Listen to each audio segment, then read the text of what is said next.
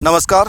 भगवान शिव जिन्हें भोलेनाथ के नाम से भी जाना जाता है, उनके बारे में कहा जाता है कि शिव ही अनंत हैं, शिव ही सत्य हैं, शिव ही जीवन का आधार हैं।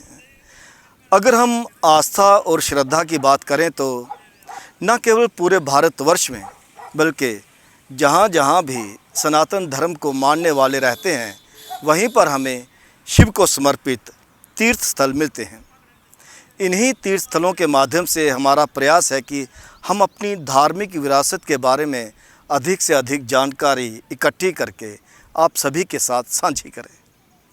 इसी प्रयास के अंतर्गत आज कदम बढ़ाते हैं डंसाल के प्राचीन शिव मंदिर की तरफ, जिन्हें आप शंभू के रूप में भी मान्यता प्राप्त है। आइए चलते हैं।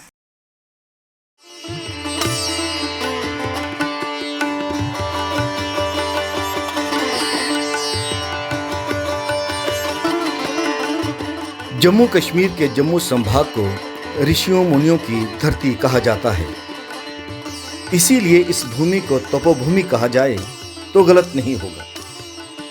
यहाँ पर स्थान स्थान पर तीर्थ स्थल मिलते हैं, जो इस बात का प्रमाण है कि यहाँ के निवासियों की धर्म में बहुत आस्था और श्रद्धा है। इन तीर्थ स्थलों की यात्रा की बात करें तो जो प्रसिद्ध तीर्थ स्थल हैं उनके बारे में तो सबको जानकारी है, लेकिन हमें अन्य तीर्थ स्थलों के बारे में भी जानकारी होनी चाहिए जो हमारी विरासत के साथ जुड़े हुए हैं। जम्मू से लगभग 35 किलोमीटर की दूरी पर उत्तर पूर्व दिशा में स्थित एक बड़ा ही खूबसूरत छोटा सा कस्बा है डंसाल। जम्मू श्रीनगर राष्ट्रीय राजमार्ग पर 2 मील से दाईं तरफ लगभग 5 किलोमीटर दूर बसा यह गांव जिंद्राह मार्ग पर स्थित है। ये स्थान अपनी भौगोलिक स्थिति, प्राकृतिक सौंदर्य और सांस्कृतिक परंपराओं के कारण विशेष पहचान रखता है। डंसाल और इसके आसपास के क्षेत्र में धार्मिक आस्था से जुड़े कई छोटे बड़े मंदिर और स्थानीय देवस्थल हैं, जो यहाँ के लोगों की सांस्कृतिक और आध्यात्मिक परंपरा को दर्शाते हैं। भगवान शिव को हिंदू धर्म में प्रमुख देवता माना जाता है। उन्हें संहार और पुनर्निर्माण के देवता के रूप में पूजा जाता है। वह वास्तव में ऐसे देव हैं जो सृष्टि का कल्याण करते हैं, क्योंकि बुराई का अंत करके नए सृजन का मार्ग प्रशस्त करते हैं। शिव वही जो कल्याण करें, क्योंकि जीवन का संतुलन बनाते हैं। आइए भगवान शिव से आशीर्वाद लेते हुए उनसे विश्व कल्याण, मानव कल्याण और सुखी जीवन की कामना करते हैं। भगवान शिव हिंदू धर्म में त्रिदेवों में से एक माने जाते हैं, जिन्हें सृष्टि के संहारक और पुनर्निर्माण के देवता के रूप में पूजा जाता है। इन्हें महादेव, भोलेनाथ, नीलकंठ और शंकर जैसे अनेक नामों से जाना जाता है। वे अपने भक्तों की सच्ची भक्ति से शीघ्र प्रसन्न होने वाले देवता भी माने जाते हैं। डंसाल क्षेत्र में स्थित यह प्राचीन शिव मंदिर स्थानीय श्रद्धालुओं की आस्था का एक महत्वपूर्ण केंद्र माना जाता है। यह मंदिर प्राकृतिक सौंदर्य से घिरे शांत वातावरण में स्थित है। यहाँ पहुँचते ही एक आध्यात्मिक अनुभूति होती है। इस मंदिर में स्थापित शिवलिंग को अत्यंत प्राचीन माना जाता है। स्थानीय मान्यताओं के अनुसार यह स्थान प्राचीन काल में साधु संतों की तपस्थली रहा है और वह यहाँ आकर भगवान शिव की आराधना और ध्यान करते थे। समय के साथ यह स्थल एक प्रमुख धार्मिक केंद्र के रूप में विकसित हुआ और आज यहाँ पर नियमित रूप से पूजा अर्चना की जाती है। यह उल्लेखनीय है कि शिव की पूजा प्रायः शिवलिंग के रूप में की जाती है, जो सृष्टि की अनंत शक्ति का प्रतीक है। इस प्राचीन शिव मंदिर में विशेष रूप से महाशिवरात्रि के अवसर पर भव्य आयोजन होते हैं। इस पावन अवसर पर दूर दूर के गांव से श्रद्धालु मंदिर में आकर भगवान शिव के दर्शन करते हैं तथा अपने और मानव कल्याण के लिए मन्नत मांगते हैं। मंदिर की देखरेख का जिम्मा धर्मार्थ ट्रस्ट के पास है। उनकी तरफ से मंदिर में एक पुजारी भी है, जिससे मंदिर में पूजा पाठ प्रतिदिन सुबह और शाम को होता है। मंदिर के पास ही एक कुआं भी है। कभी इस कुएं का बहुत अधिक महत्व था और लोग पीने के पानी के इस स्रोत का विशेष ध्यान भी रखते थे। लेकिन आज ये पीने के पानी का स्रोत अनदेखी का शिकार है और बहुत बुरी हालत में है। इस बात की गवाही देता है कि हम अपनी विरासत की धरोहरों को बचाने के लिए चाहे कितने भी नारे बुलंद करें, लेकिन धरातल पर कुछ होता नजर नहीं आता। आज जब पूरे विश्व भर में वाटर बॉडीज बचाने की मुहिम चल रही है, हमारा अपने कुओं की अनदेखी करना दुखदायी है। इनके प्रति भी आस्था और श्रद्धा भाव होना आवश्यक है। धर्मा ट्रस्ट को इस दिशा में सार्थक कदम उठाने चाहिए। ये बहुत प्राचीन मंदिर है। ये राजा महाराजाओं के टाइम का बना हुआ मंदिर है। ये डंसाल गांव कहलाता है, मगर जिस जगह पे मंदिर है ये शुरता रेवेन्यू विलेज की ये ज़मीन है और ये मंदिर बहुत ही प्राचीन है। उस समय में जब मैंने देखा तो ये चूने सुर्खी से बना हुआ मंदिर था और इसके मंदिर के साथ एक चबूतरा था। तो इसके बगल में ही एक तालाब बना हुआ है और दूसरी तरफ एक बड़ा प्राचीन कुआं, वो भी चूने सुर्खी से बना हुआ है। तो अब तालाब की हालत भी बहुत ख़राब हो चुकी है।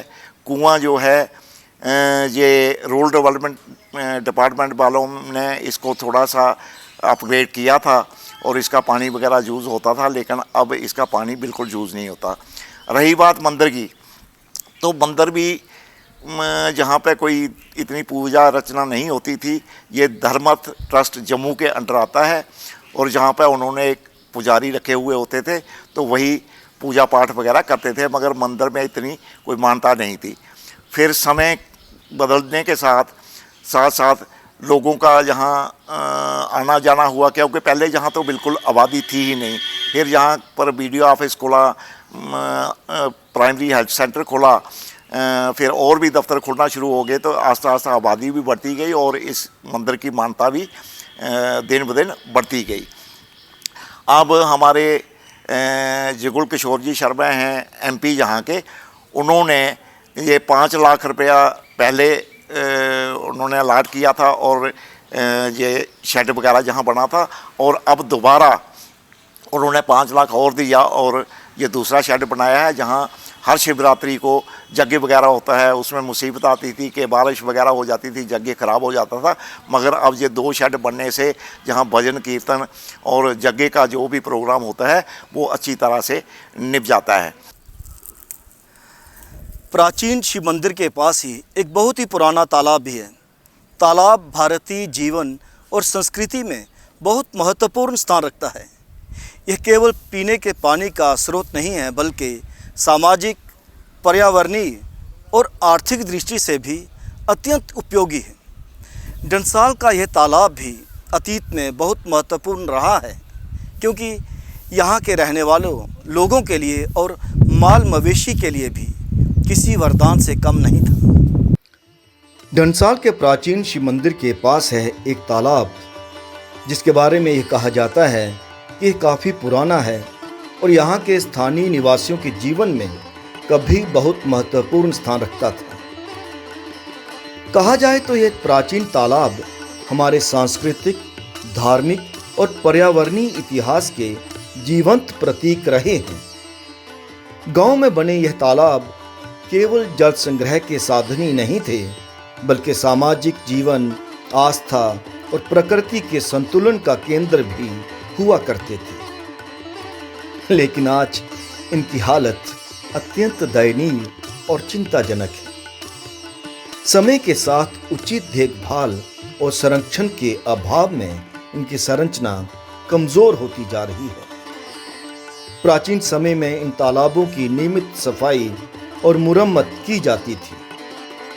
स्थानीय समुदाय भी इनकी देखभाल को अपना कर्तव्य समझते थे। लेकिन जब से घर घर पानी आ पहुंचा है, हम अपनी इन धरोहरों के प्रति उदासीन होते चले गए। प्रशासन ने भी आंखें मूंद ली, और अगर बजट का प्रावधान होता है तो फिर उसका उचित प्रयोग नजर क्यों नहीं आता। हमें पानी के स्रोतों को बचाने का हर संभव प्रयास करना चाहिए, वरना यह तालाब सूख जाएगा और हम एक और वाटर बॉडी की मौत का गवाह बनेंगे। कितनी अजीब बात है, कभी पीने के पानी का स्रोत रहा यह तालाब आज किस दुर्दशा का शिकार है, आप सभी देख ही रहे हैं। आज जब वैश्विक स्तर पर पीने के पानी का संकट है और सभी चिंतित हैं, तो इन हालातों में क्या इन तालाबों को बिल्कुल अच्छी तरह से नहीं रखना चाहिए, स्वच्छ नहीं रखना चाहिए? ये सोचने की बात है। पीने के पानी के स्रोतों की बात की जाए तो उसमें कुएं प्राचीन काल से ही बहुत मुख्य भूमिका निभाते रहे हैं। ये माना जाता है कि जिस भी गांव में कुएं होते हैं वह काफ़ी संपन्न गांव कहलाए जाते हैं। डंसाल गांव का यह कुआं भी न केवल अतीत में गांव की शान था, बल्कि वर्तमान में भी यहाँ के लोगों को शीतल जल उपलब्ध करवाता है, जिससे इस बात का सहज ही अनुमान लगाया जा सकता है कि इस कुएं का यहाँ के लोगों के जीवन में कितना अधिक महत्व है। जल ही जीवन है, और जहाँ जल का स्रोत सुरक्षित है वहाँ जीवन भी सुरक्षित रहता है। ये कथन हमें समझाता है कि जल स्रोतों, विशेषकर कुओं का संरक्षण केवल वर्तमान के लिए ही नहीं, बल्कि आने वाली पीढ़ियों के लिए भी अत्यंत आवश्यक है। अब गांव में कुआं केवल जल का स्रोत ही नहीं होता, बल्कि एक ग्रामीण जीवन का आधार, सामाजिक सांस्कृतिक गतिविधियों का केंद्र भी रहा है। प्राचीन समय से ही कुएं ने गांव की जल आवश्यकताओं को पूरा करने में महत्वपूर्ण भूमिका निभाई है। पीने, खाना बनाने, पशुओं को पानी पिलाने तथा खेती बाड़ी के लिए जल की उपलब्धता कुओं के माध्यम से ही सुनिश्चित होती थी। इसीलिए कुएं को गांव की जीवन रेखा भी माना जाता था। डंसाल गांव का यह कुआं भी स्थानीय निवासियों के जीवन में आज भी महत्वपूर्ण स्थान रखता है। गांव के अधिकतर लोग आज भी इस कुएं का मीठा पानी पीने में न केवल संतुष्टि अनुभव करते हैं, बल्कि इस ऐतिहासिक धरोहर पर उन्हें गर्व भी है। जल के इन स्रोतों को बचाए रखना अति आवश्यक है। प्रशासन और स्थानीय लोग मिलकर ये कदम उठा सकते हैं, उठाने भी चाहिए। ये वक्त की मांग भी है। जब भी अपने अस्तित्व की बात चलती है तो ये जानकर बड़ी खुशी महसूस होती है कि आजकल की नौजवान पीढ़ी अपने अस्तित्व से जुड़ने का निरंतर प्रयास कर रही है। जिस तरह से वह सामाजिक तौर पर अपने आप को जोड़ने लगे हैं, अपनी धार्मिक, सांस्कृतिक और ऐतिहासिक विरासत को प्रचार और प्रसार देने लगे हैं, वह हमारी भी सोच को सार्थकता देती है। लेकिन इन कार्यों के लिए निरंतरता बहुत आवश्यक है। इसी आवश्यकता को महसूस करते हुए यात्रा के अगले अंक में मंजिल होगी कुछ और। तब तक दीजिए इजाज़त। नमस्कार।